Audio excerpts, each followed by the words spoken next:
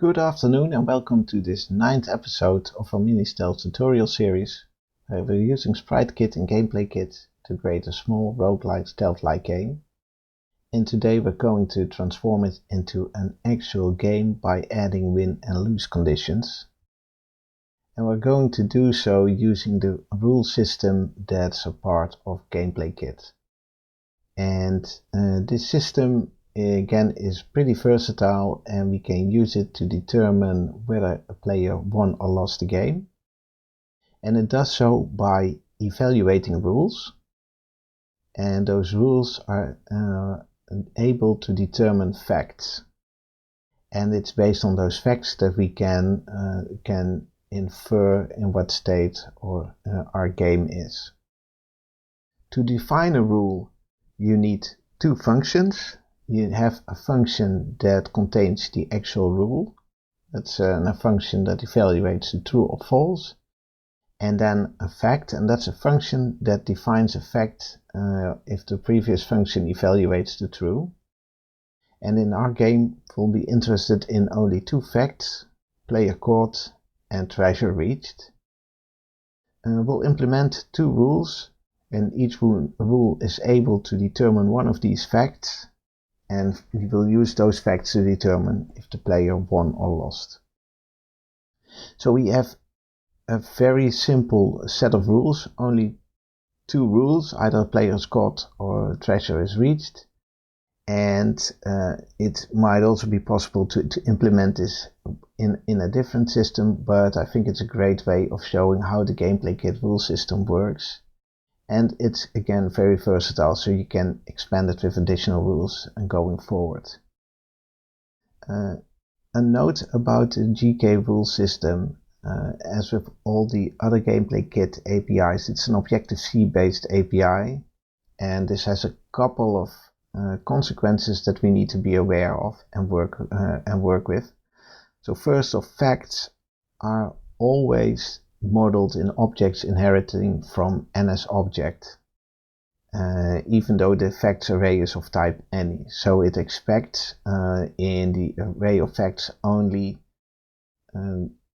instances of objects that inherit from NSObject, and will use NSString in our case to describe facts. And the state, that's what the game state is like, is modeled as a dictionary of type string mapping to any. So we'll need to do typecasting, and we can't rely on the compiler to enforce the correct type. The system itself is really versatile, and you can use it outside of game development as well. So this model works for way more than just games. And for instance, you could use it to determine whether an insurance application is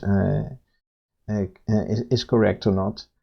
And in this way, it's sort of similar to the state machine system in GameplayKit. It's also very versatile and can also be used outside of game development. In addition, we'll add a state to the world indicating whether you're still playing, you won or you lost. And this time we'll use a different state machine implementation, sort of a state machine light. You could use the GameplayKit state machine to model this as well, but I think it's nice to show also a different way of implementing one that's a bit more lightweight, but maps to this solution pretty well. We'll also use this state to indicate to the player whether they won or lost, and we'll make sure that you can't keep moving after winning or losing. And finally, we'll add an option to restart the level. So for instance, if you lose, then you can at least try again. So the first thing we'll do is we'll add the game state to the world. Then we'll implement the rules to determine the player caught and treasure reached facts. We'll add the rule system to the world and evaluate it each turn, and then make the game scene aware of the world state, and finally allow the player to restart the level. So first things first, let's add the game state to the world. And we will do that in world.swift and we'll create somewhere below a new enum called a world game state,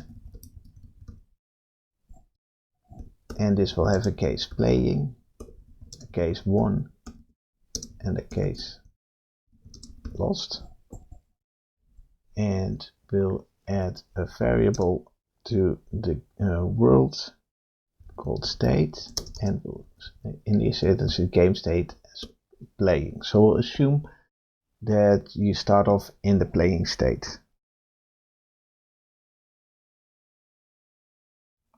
This in itself is enough to add the game state to the world. Then we'll start working with the GamePlayKit rule system to implement rules to determine the player caught and the treasure reach facts. And the first thing we need to import a GamePlayKit. I can make this a bit larger. We'll need to import GamePlayKit, and I'll start off by creating two factory functions that create the rules for me. So we'll create a function called make enemy caught player rule, and this will return a rule, and this will create a GKRule, and this will take two functions. The first one is the block predicate, and this will take the rule system in and return a boolean, and the second one will also take the rule system and won't return anything. So let's see, we have a block predicate here. Let's see, we need our world. So what we'll do is we'll say guard let world is the rule system, and because it's a rule system passed in, we now have access to the state. And we'll assume the world is passed in into the state, and if it's not, we'll give a fatal error, and we'll say this rule requires that our world instance is part of the state. Then we want to have our enemies, and this will be our world entities filter, and we'll filter only onto ones that have a name of enemy. So we now have a list of enemies, and what we'll do is we'll take each enemy in enemies, and if the enemy.position equals the player dot the world dot player dot position, then we'll return true. So then the player has been caught. Otherwise, if none match, then we'll return false. And we'll use this information in the action, get our rule system in, and what we'll do here is we'll have a rule system, and we'll use the assert fact method and insert a new fact. We'll start with an NS string initialized by a string literal called player caught. And this is our first rule. And then the second rule, we'll create a second rule, and this function will create the player reached treasure rule. And this one too returns a GKRule, and it will start with the actual rule, so we'll pass in the rule system. This one will again return a boolean, and the second one will set the facts. So again we need a world, so we'll just copy paste this one. So we have our world now from the state. Then we need to find the treasure. So we'll see if the world entities, and we'll want the first one where the name equals treasure, else again we'll send out a fatal error and say this rule requires that an entity named treasure can be found in the world. So now we have our world and our treasure, and we can check whether our treasure.position equals our world player.position. And then if this rule evaluates to true, then we'll assert a fact. So we'll take our rule system and assert a fact. Again as an NS string with a string length role, and we'll call this one treasure reached. Okay, so we have now two functions that create two separate rules. And now it's time to add a rule system to the world and evaluate it each turn. And we can do that by going into our update method, so because we want to do this each turn. So after updating all the entities, let's see if we won or lost the game. And for that we first need a rule system, so we'll create a new one, GKRuleSystem, and we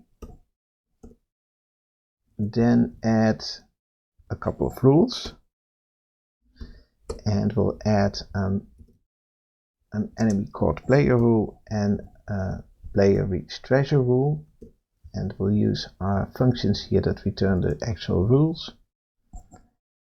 And then we'll add to the state ourselves as under a key of world, and then we'll call rulesystem.evaluate, and this will go through each rule and evaluate it. And now we have to do a bit of trickery because we get back the rule system. After this will have a set of facts, and those facts are all in an array of type any, so we need to get them back as NS strings. So what we'll do is we'll use some use a map. So we'll have our mapped facts, and this will be our rule system.facts.compact map, and we'll try and cast this to an NS string. So we now should have an array of NS strings, and now we can use those facts to change the state of the game. So let's assume that lose takes highest priority. You can also add priority to facts, I think, but we'll choose the easy solution now. So we have our mapped facts. We'll see, is there one that's called player caught? And if so, we'll print we lost, and we'll set the state to lost. Else if it contains treasure reached, we'll print out 1, and we'll set the state to 1. And this is it. And the advantage is we should now be able already to run this and see, at least in print, the state change. So let's walk around. Let's get caught. And here it says lost. Note that we can still walk around and so on, but we'll fix that later. We can also try and win, but to do so we'll have to make these enemies a bit worse, because they are a bit too powerful right now. So we can walk to the treasure and it will say 1. So this is already working from a logic point of view. Now let's make sure the game scene is aware of the world state. So we'll go to our game scene file, and we'll here where we have our key down and actually try to move the player, we're going to add a bit. So the first thing is we'll first do a check if the world.state is playing, and we'll put this in here. So if we're not in the playing state, we can't move around anymore.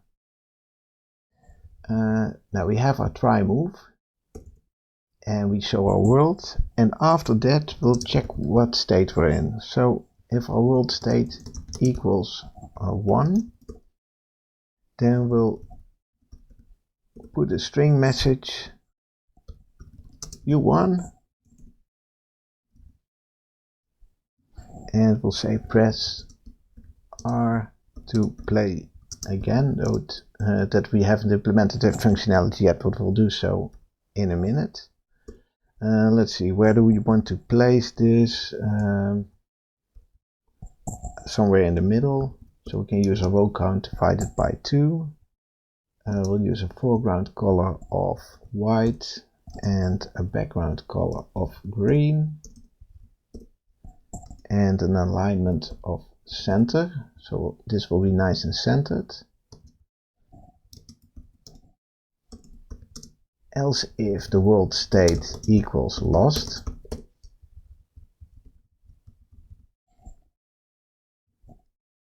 then we say you lost, press R to try again, same location, white letters, but the background this time will be red, alignment will still be in the center, and this should be enough to at least show the player what happened. So let's try. So let's walk. We get caught, and we lost. We can, well, that's not working yet, but at least we get a message to try again. We can also capture the treasure. It says we won. You can't move anymore after doing so, so this is working as well. So I think the final thing to implement is to allow the player to restart the level, and to do so we will first create a new function in the game scene called restart, and this will simply create a new world.